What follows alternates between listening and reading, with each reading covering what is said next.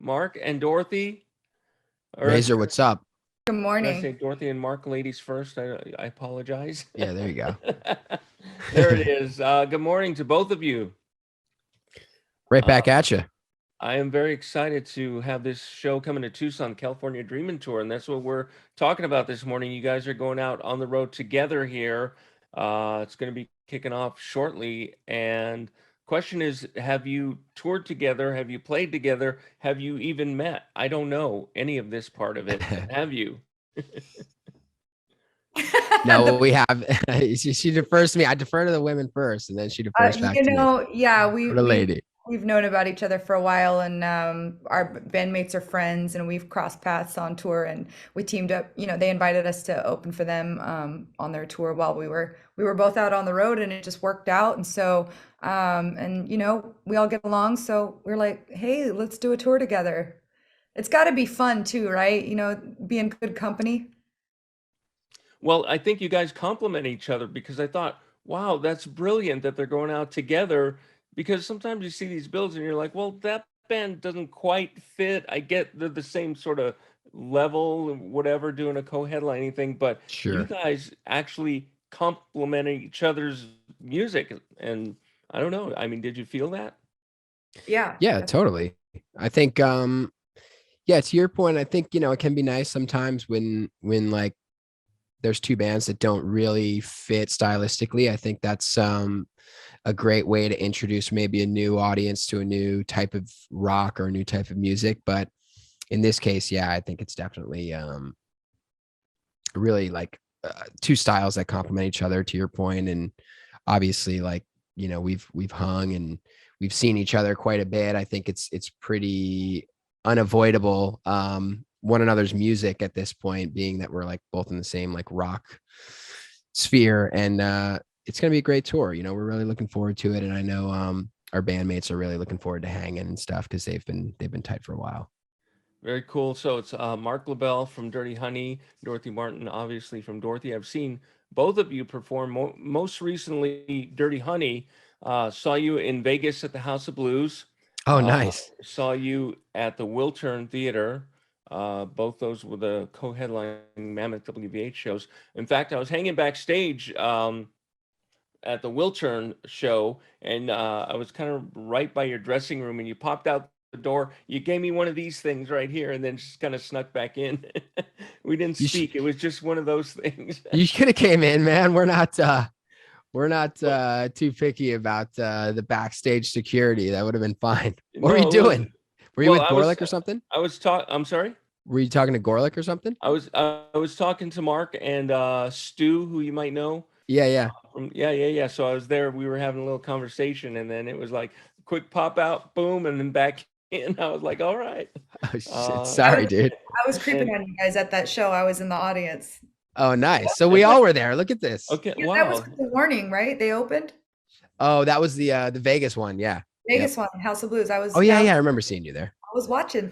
Nice. And then Dorothy, I saw you when you were supporting Greta Van Fleet. I saw you in Tempe, Arizona, and wow, what a great show! I mean, powerful Thank stuff. you.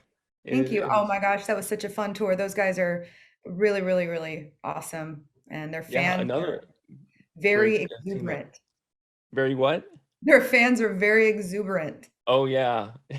They were Good. telling me at that show, they were telling me how they can see the generations in the audience because they see the Yeah. younger people and then they start seeing the older people in the back, going like that. They said it was very cool to kind of see that all together. But both of those performances, great shows at both of them. I want to ask you about my favorite songs from each of you, if I can do that. We'll start with Dorothy.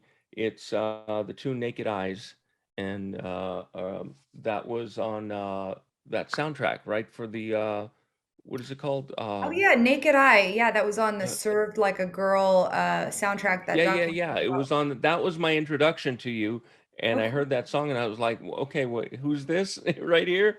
Very cool. You were on with a bunch of other powerful females on that soundtrack.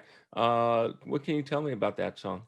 Yeah, that was, you know, we were writing for 28 Days in the Valley, the second album, and Linda Perry produced that. I worked with her a lot in her studio, and she produced that album. But we needed a song on that soundtrack, or she did the soundtrack as well, and she needed a song on that soundtrack. And yeah, it's great. Pink is on there. I think Lizzo's on there. It's pretty Yeah. cool. And then you got included in that. How cool is that? I mean, that's awesome. Oh, massive endorsement. I felt very blessed. And for you, for Dirty Honey, it's Heartbreaker is my favorite song. And Nice. I remember hearing it before I saw it performed, and I was like, okay, I like that song. And then when I saw it performed, it took on a whole different level for me. What can you tell me about the song? It's funny you say that. I think we're maybe exploring like re-recording it or whatever. My buddy is actually editing a live video we did for that tune in London.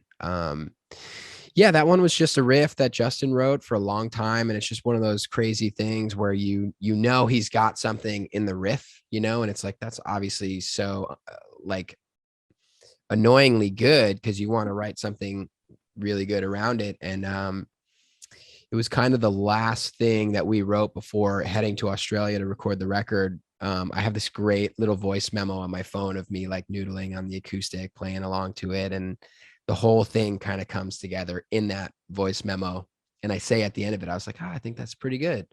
You know, and then once we played it, once we really found and like toured with it for a little bit, it definitely took on a new life. I think it was the one tune that was a little unnatural for Nato, the guitar player at first. And once he really found out how to get his hooks into it, it definitely got kicked up a notch. So yeah, that might be something we do again. So we'll see. Wow, that'd be great. I'll take it in any form. I've seen an acoustic version of it as well.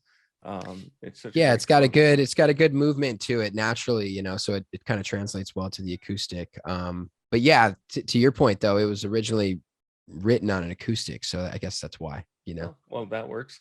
So the California Dreaming Tour is going to start, I know, later this month. You guys start first, and then Dorothy hits, I don't know, 10 dates later, something like that.